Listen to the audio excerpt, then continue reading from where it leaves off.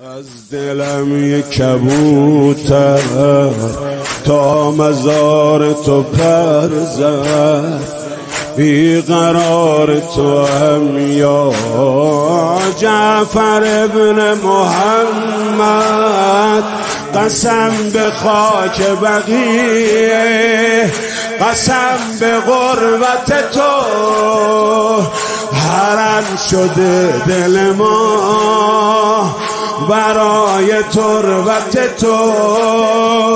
بیقرارم و زارم مثل ابر بهاری، بیقرارم و زارم مثل ابر بهاری. بیقرار زریح و گنبدی که نداری، قلب تو چه ها کشید، روز تا کوچه ها کشید. دشمنت سر نماز از رو دوشت عبا کشید، شبیه فاطمه شد. اعوذ باللہ من الشیطان اللعین الرجیم. بسم اللہ الرحمن الرحیم. الحمد للہ رب العالمین، والصلاة والسلام علی سیدنا محمد وآلہ الطیبین الطاہرین. اما بعد فقد قال اللہ تبارک وتعالی فی کتاب الحکیم. بسم اللہ الرحمن الرحیم. الذین ينفقون اموالهم فی سبیل اللہ ثم لا يتبعون ما انفقوا منا ولا اذى لهم اجرهم عند ربهم ولا خوف عليهم ولا هم يحزنون. اللهم صل على محمد وآل محمد. خداوند تبارک و تعالیٰ کی نگاہ میں انفاق فی سبیل اللہ کی بہت زیادہ اہمیت بیان ہوئی ہے. وہ چیز کہ جو خدا کے غضب کو کم کرتی ہے وہ انفاق فی سبیل اللہ ہے. وہ چیز کہ جو خدا کی رحمت کو جولان بخشتی ہے وہ فقراء کی اور مساکین کی دستگیری کرنا ہے.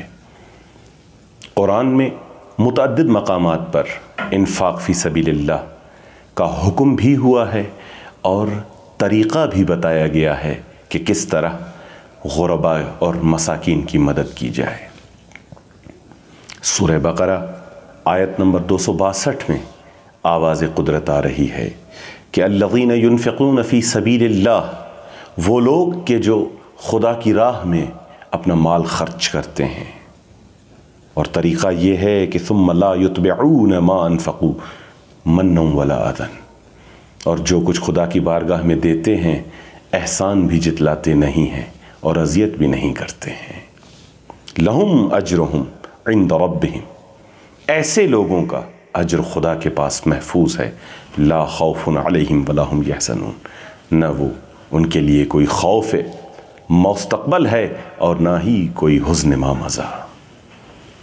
یہ وہ لوگ ہیں کہ جو انفاق کرتے ہیں. اس آیہ شریفہ میں انفاق کا بھی حکم ہے اور طریقہ بھی بتایا جا رہا ہے کہ کس طریقے سے انفاق کیا جائے. مال خدا کو راہ خدا میں خرچ کرنا انفاق ہے، لیکن اس کا طریقہ جو قرآن نے بتایا ہے وہ یہ ہے کہ لا یتبعون ما انفقوا منا ولا اذى. جب خرچ کرتے ہیں، جب دیتے ہیں تو کچھ اس طریقے سے کہ نہ احسان جتلاتے ہیں اور نہ ہی اذیت کرتے ہیں.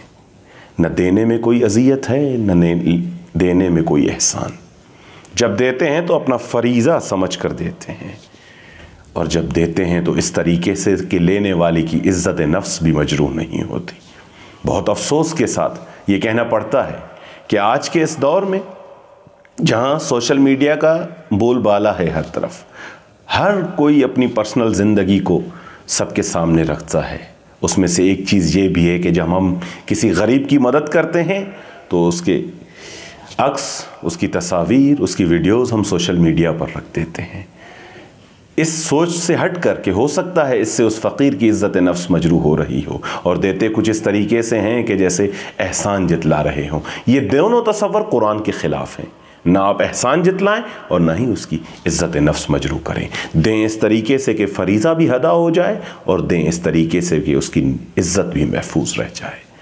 اور یہ طریقہ اور یہ روش ہمیں مکمل طور پر نظر آتی ہے سیرت ائمہ طاہرین علیہ الصلوۃ والسلام میں، کہ معلّہ ابن خنیس سے روایت ہے کہ حضرت امام صادق علیہ الصلوۃ والسلام کے دور میں نے دیکھا کہ ایک رات امام اپنے گھر سے نکلے اور وہ رات تاریکی کی رات تھی، وہ رات شب بارانی تھی، بارش ہو رہی تھی، امام اس حالت میں گھر سے نکلے۔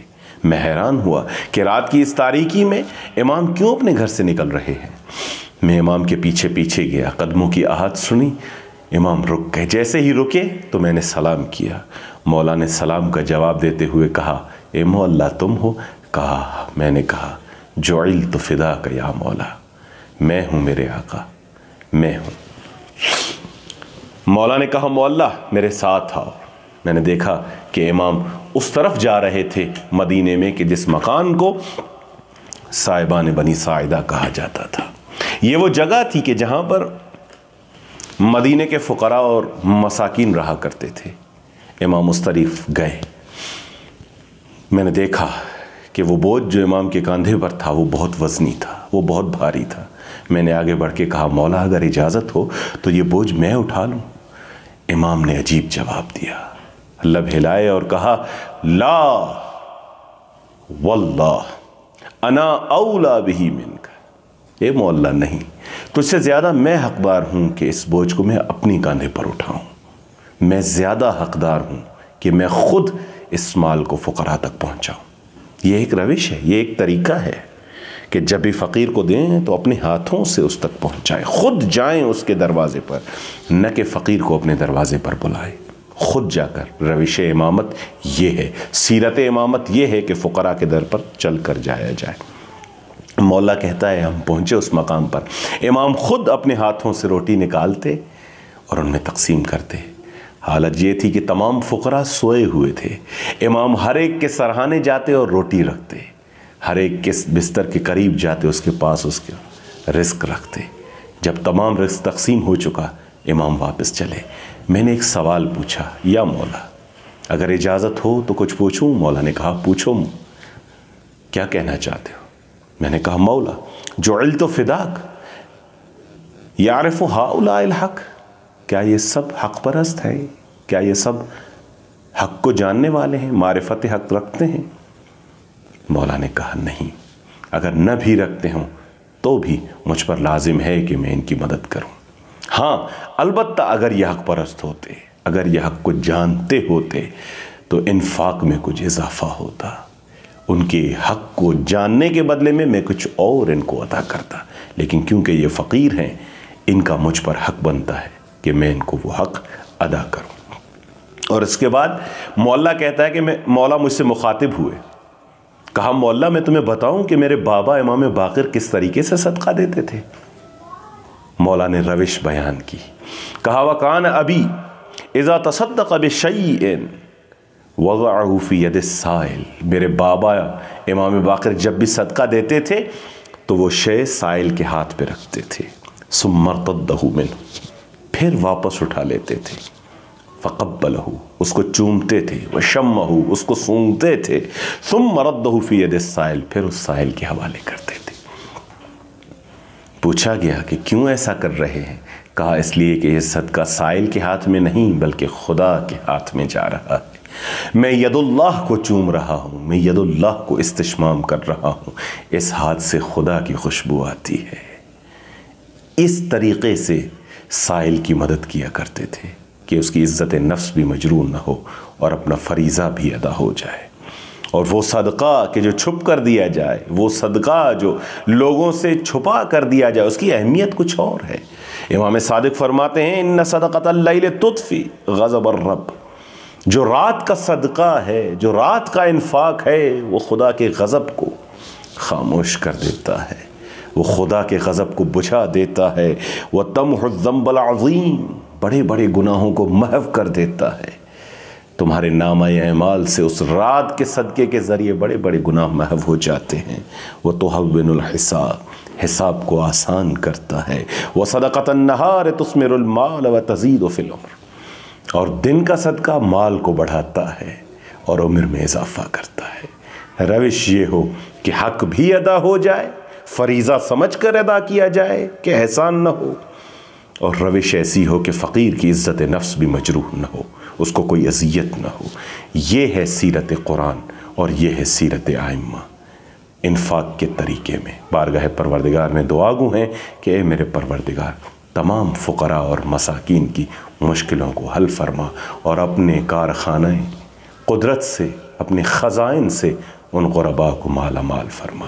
وآخر دعوانا ان الحمد للہ رب العالمین۔